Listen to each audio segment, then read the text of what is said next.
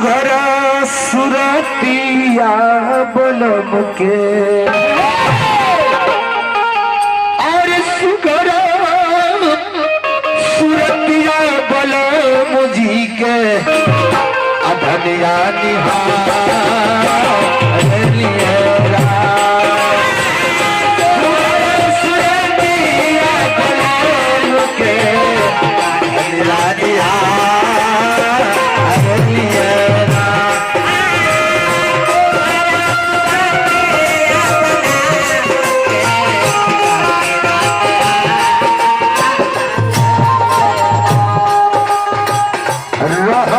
कुवारे नई हरवा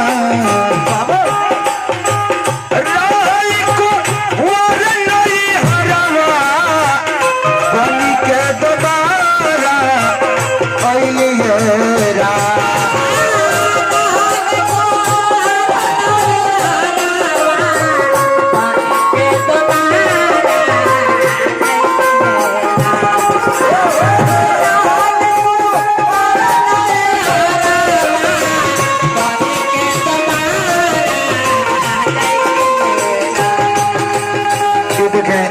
निर्गुण के भाव के ऊपर परमादरणीय प्रभुया की तरफ से 100 रुपए का सम्मान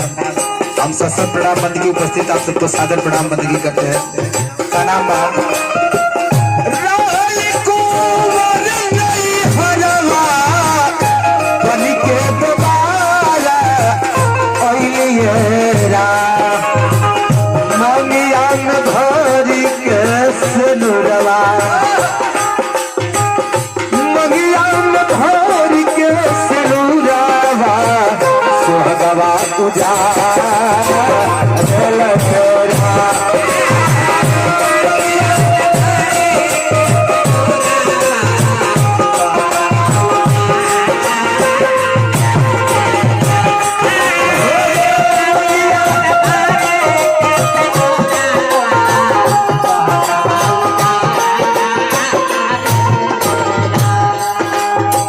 माई पर तो बहुते कुछ लिखल गई बा,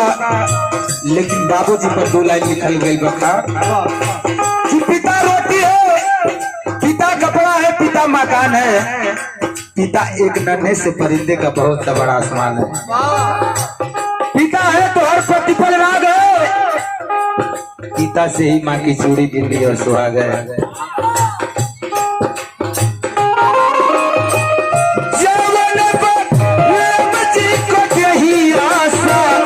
उनसे ना हवा